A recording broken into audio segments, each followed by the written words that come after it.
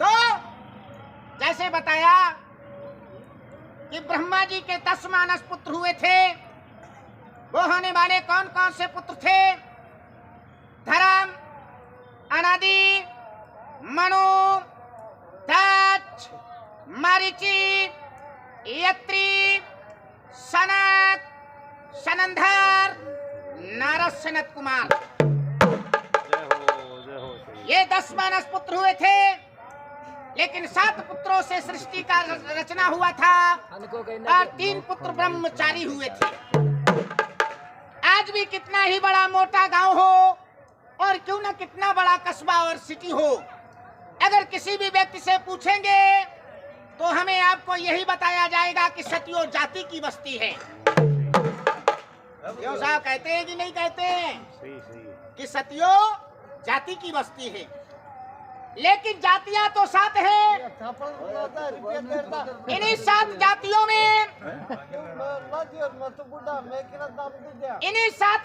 में कर्मों के अनुसार से और लेखों की लेखक से अलग अलग बनाई गई 265 जातियां हैं। और 265 जातियों में फिर भी लोगों में तसल्ली नहीं हुई, फिर भी उसमें वितरित की गई 265 जातियों भी में बनाई गई, अलग अलग वितरित करके 6656 जातियों का ये सूरत पहलवान प्रमाण देगा। आप लोग अलग अलग जाति गिनना चाहते हैं तो 7 अध्याय की गीता उठाकर देख लेना कि जो हिंदू धर्म का पावन और पवित्र ग्रंथ माना गया है, उसमें भी साफ साफ लिखा होगा कि जो तेल पेरवा लग गया उसको तेली बता दिया, जो बाल काटने लग गया उसको नाई बता दिया, जो लोहा पीटने लग गया उसको लोहार बता दिया, जो सोने का कारोबार करने लगे उसको सोनी और सुनार बता दिया। कहते जो जैसे कार्य करने लगा वही उसकी जाति का नाम रख दिया गया। पहले तो कार्य दिए गए, कार्य के हिसाब से कर्म और कर्म के हिसाब से बना दी गई है जातियां। लेकिन आप लोग सोचते होंगे क्या सारी जातियां कर्मों से ही बनी हैं? तो ऐसा भी नहीं है कि सारी जातियां कर्मों से ही बनी हैं। हमने अपने भी बड़े बूढ़ों से पूछा और आप लोगों भी के बड़े बूढ़ों से पूछा, क्या दादा पूछा क्या सारी जातियां कर्मों से ही बनी हैं? तो लोगों ने बताया, हमारे बड़े बूढ़ों ने, आपके भी बड़े बूढ़ों ने, कि हाँ बेटा कर्मों से ही बनी है। लेकिन जब हमने भी कुछ पढ़ा, कुछ गौर किया, कुछ मंथन किया, तो हमने भी देखा कि सारी जातियां कर्मों से ही नहीं बनी है गोगाराम भैया। कुछ जातियां ऐसी भी हैं कि कर्मों से नहीं, वो राजा महापुरुषों ऋषि महात्माओं के नामों से बनी है। वो कौन कौन सी जातियां हैं गौर करेंगे कि जो कर्मों से नहीं, ऋषि महात्माओं राजाओं के नाम से बनी हैं। वो कौन कौन सी जातियां हैं? जैसे राजा यदु के नाम से यदुवंश बना था, भारद्वाज मुनि के नाम से भारद्वाज वंश बना था, दक्ष प्रजापति के नाम से प्रजापति वंश बना था, कश्यप ऋषि महाराज से कश्यप समाज बना था। इसी हिसाब से ब्रह्मा पुत्र मारीची और मारीची पुत्र सूरसेन महाराज से हमारा सूरवंश समाज चला था। ब्रह्मा पुत्र मारीची, मारीची के हुए वैस्तान, वैस्तान से सूरसेन, सूरसेन से हमारा समाज चला था। एक बार प्रेम से बोलिए सूरवंश समाज की जय हो। लेकिन गौर करेंगे अपने इस सूरवंश में कैसे कैसे प्रतापी राजा पैदा हुए। गौर करेंगे, आप लोगों को पीढ़ी दर पीढ़ी लेकर चलेंगे, लेकिन अपना समाज ही नहीं समझता है कि मैं क्या हूं। अपना समाज ही नहीं समझता है कि हम क्या हैं। गौर करेंगे, जो सूरसेन थे वे वैस्तान से पुनर्जय, पुनर्जय से सातदेव, सातदेव से इच्छाक, इच्छाक से मारूक, मारूक से बाहुक, बाहुक से अस्वंदत, अस्वंदत थे आसमान, आसमान के हुए थे राजा सगर। वो राजा सगर मैं एक बात बुद्धि तो तेरी करता चला दादाजी ते मर्जी के मर्जी थोड़ी देर डटो, थोड़ी देर। खुद बताता है। वो राजा सगर हुए थे, अपनी पीढ़ी दर पीढ़ी लेकर चल रहा हूँ, पहले इतिहास पे गौर करें। वो राजा सगर हुए थे कि जिनके 59,999 पुत्र हुए थे। कपरा ऋषि ने श्राप दे दिया था, ये सब जाकर गया में भस्म हो गए थे। 59,999 पुत्र। बात सुनो। आइए सर जी, आइए भाई, बैठिए थोड़ी देर। वो 59,999 पुत्र हमारे सूर्यवंश के गया में भस्म हो गए थे। आज हमारा नायक समाज क्यों कम मिलता है? इसीलिए कम मिलता है कि 59,999 तो गया में भस्म हो गए, कम नहीं होंगे तो क्या ज्यादा होंगे? कम नहीं होंगे तो क्या ज्यादा होंगे? लेकिन गौर करेंगे उसके बाद में सगर के हुए अस्मंदत के आसमान, आसमान के दिलीप, दिलीप के हुए थे भागीरथ। ये अपने नायक वंश में थे। वो भागीरथ जो पृथ्वी में गंगा जी लाए थे, एक पैर से तपस्या की थी। महाराज भागीरथ पृथ्वी में गंगा जी लाए थे। गंगा जी तो हमारा नायक लाया, लेकिन लाभ उसका ब्राह्मणा उठा रहा गंगा जी पे, पंडित जी। गंगा जी तो पृथ्वी पे हमारा नायक लाया, लेकिन नायक ने कहीं गंगा घाट अपना नहीं बना पाया। उसका लाभ उठा रहे हैं। पंडा बाबा गंगा जी पे बैठा है। याद रखे वो गंगा जी क्यों लाए थे कि जो राजा सगर के 59,999 पुत्र भस्म हो गए थे, वो भागीरथ का पूर्वज हो चुका था। जैसे हमारे हिंदी में कहते पूर्वज, आपके मारवाड़ी में कहते बड़ेरा हो गया। क्यों साहब, ऐसा ही तो है, ऐसे ही कि बड़ेरा हो गया। उन्होंने जिंदा में तो अपने बड़ेराओं को पानी नहीं दे पाया था, लेकिन मरवा के बाद में गया तक गंगा जी भागीरथ ले गए थे अपने पूर्वजों का हड्डियों का संतुलन देने के लिए। अपने पूर्वजों की हड्डियों का संतुलन देने के लिए गया तक ले गए थे। आज वही प्रथा लागू है। आज वही प्रथा आज भी लागू है। अगर कोई भी बड़ा बूढ़ा मर जाता है तो दादा उसका हड्डी गंगा जी ले जाते हैं कि नहीं ले जाते हैं? ले जाते हैं दादा। वही प्रथा लागू है। गौर करेंगे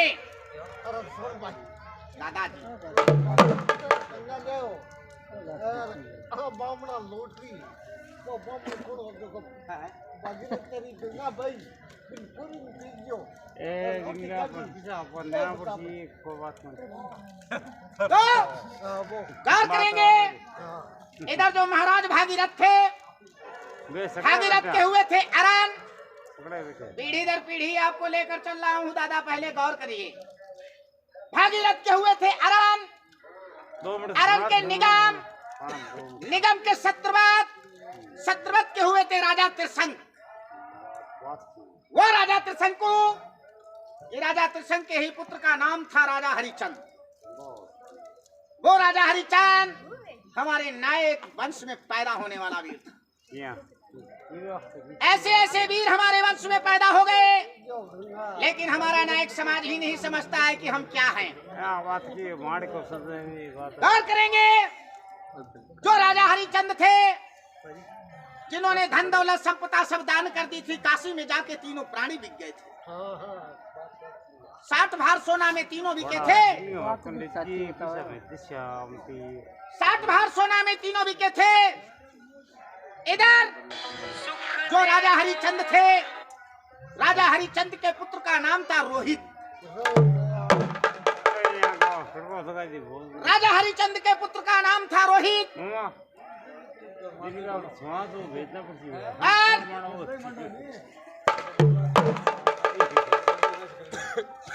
राजा हरिचंद के पुत्र का नाम था रोहित। रोहित के हुआ था हरित, हरित के चमदेव, चमदेव का सुखदेव, सुखदेव का मानदाता, मानदाता का विश्व से बाबू से रघु के हुए थे पृथु के हुए थे अज के ही पुत्र का नाम था राजा दशरथ। गौर करना, अज के ही पुत्र का नाम था राजा दशरथ, और राजा दशरथ के 4 संतान हुई थी, राम लखन भरत शत्रुघ्न। और गौर करना, जो भगवान श्री राम का भी अवतार हुआ था, ये नायक भी लकील इतिहास उठाकर देख लीजिए, अपने मारवाड़ का बना है। मंसूरी के लादू नाथ जी ने लिखा है, राजस्थानी में लादू नाथ जी ने लिखा है कि पूर्व क्षत्रिय नायक कुल में भगवान श्री राम का अवतार हुआ था। तो यार गौर करिए, उसमें भी देख लीजिए, और उसमें मत देखिए तो वाल्मीकि जी का इतिहास उठाकर देखिए। वाल्मीकि जी भी ने लिखा है भगवान श्री राम का जो अवतार हुआ था वो पूर्व क्षत्रिय नायक कुल में जन्म हुआ था। तो यहाँ तक तो चला है बात, और इसके बाद में बनी है दादा रामायण। जो रामायण भी बनाई थी वो भी वाल्मीकि भील ने बनाई थी। वाल्मीकि भील ने भगवान श्री राम के 10,000 वर्ष पैदा होने के पहले रामायण लिखकर तैयार कर दिया था।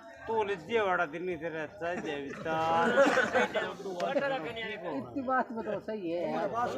कोई बात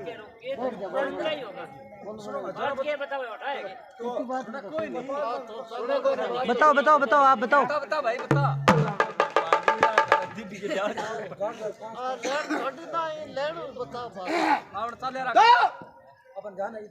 जैसे हमने कुछ ज्ञानी पुरुषों भी से पूछा, कुछ ब्राह्मणों भी से पूछा, साधु संत सन्यासियों भी से पूछा कि जो राम और लखन भरत शत्रुघ्न थे उनके भी 2 एक बेटा हुए थे। राम का हुआ था कुश और लवकुश, भरत का हुआ था मल्लसेन मोरध्वज, और लखन का हुआ था चंद्रकेतु सुभाव। जैसे हमने पूछा क्या दादा लव और कुश के आगे कोई कहानी नहीं है, कोई पुत्र इनका नहीं है? भाई लव और कुश के आगे कोई प्रमाण मिलता है दादा? नहीं मिलता है ना।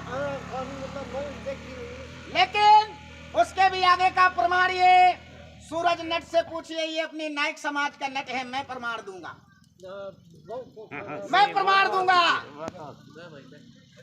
लव का बेटा हुआ था इलावास का बेटा हुआ था गहलोत के बेटा में, गहलोत के ही वंश में पैदा हुआ। उसी पीढ़ियों के बाद में महाराणा प्रताप सिंह चित्तौड़गढ़ की गद्दी, ये भी नायक था। आज भी वहां पूजा राणा का आंदोलन चल रहा है, पूजा राणा का आंदोलन चल रहा है।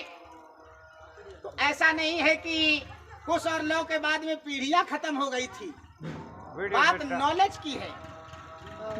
क्लास कोई मायने नहीं रखता है, नॉलेज मायने रखता है।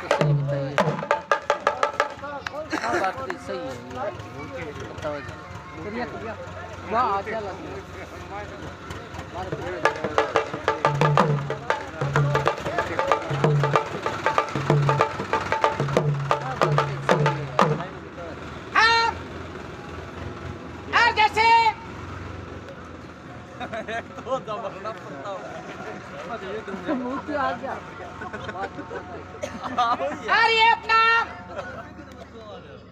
नायक नाम कहां से पड़ा, ये भी गौर करेंगे। नायक नाम कहां से पड़ा? जैसे अपने राजस्थान में अपना समाज 3-4 नामों से सम्मानित किया जाता है। जैसे अपने यहाँ बीकानेर हुआ, सीकर हुआ, नागौर हुआ, यहाँ तक तो कहते हैं नायक। उधर आगे चले जाएंगे जोधपुर, इधर कहते हैं भील। अच्छा। कहीं कहीं कहते हैं अपने समाज को थोरी।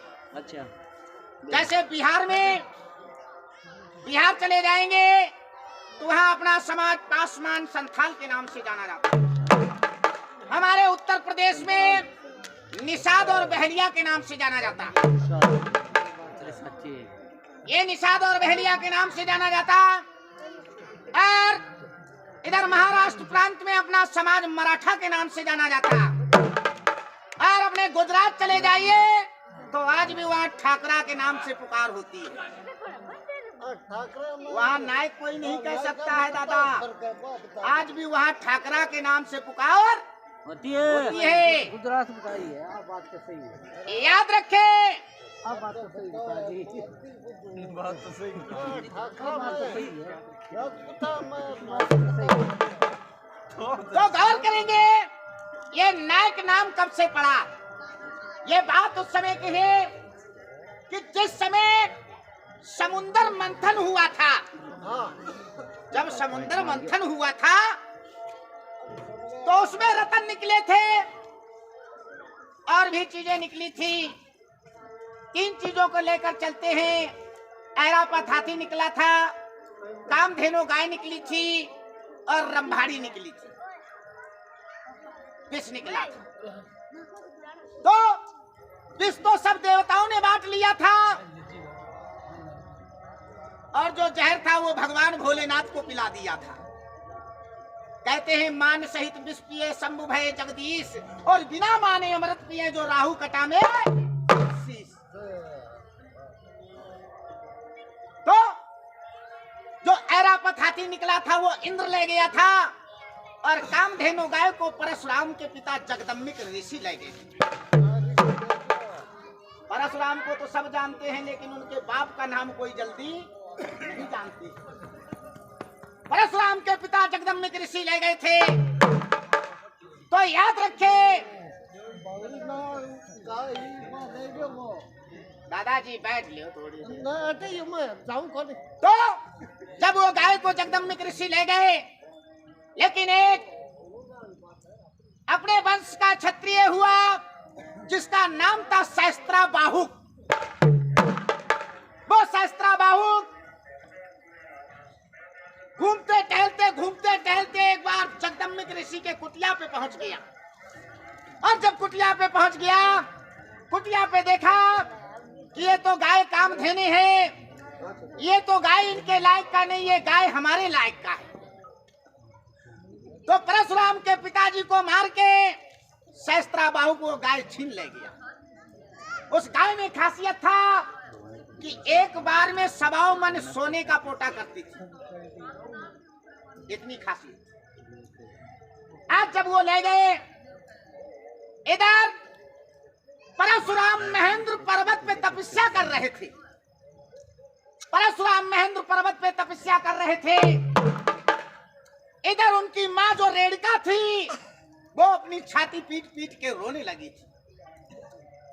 ये माँ की आवाज जब उस तपस्धारी के कान में पहुंची तो परशुराम ने अपना उठाया फरसा और वहां से भाग दिया, अपने माँ के पास आया और माँ से जवाब दिया, माँ आप क्यों इतना रो रो के विलाप कर रही हैं, क्या हो गया।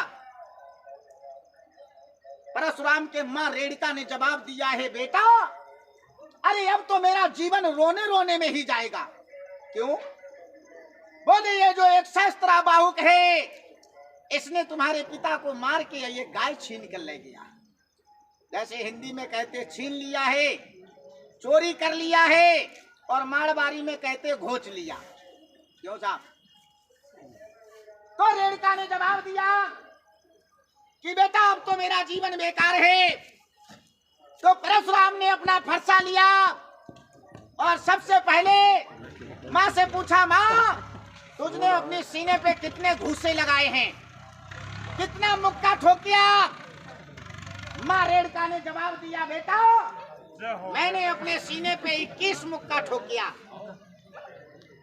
अपने सीने पे 21 मुक्का ठोकिया। परशुराम ने कसम खाई, माँ ये तेरे चरण की सौगंध है, मैं इस धरती पे क्षत्रियों को विहीन करके छोड़ूंगा। याद रखे, आज तो सबसे पहले परशुराम ने फरसा लिया, सबसे पहले अपने माँ का सर काटा। क्यों? एक तो माँ दुख में, अगर मैं मारा जाऊंगा तो माँ तुझको डबल दुख होगा, तो इससे तुझको दुख नहीं रखना, दुखी नहीं देखना चाहता हूं। इधर परशुराम ने अपनी माँ का सर काट दिया। फिर उसके बाद में लगातार 21 बार क्षत्रियों को पृथ्वी से विहीन किया। 21 बार विहीन किया। अब परशुराम को जब कोई क्षत्रिय नहीं मिलने लगा तो परशुराम गांव में घूमने लगे।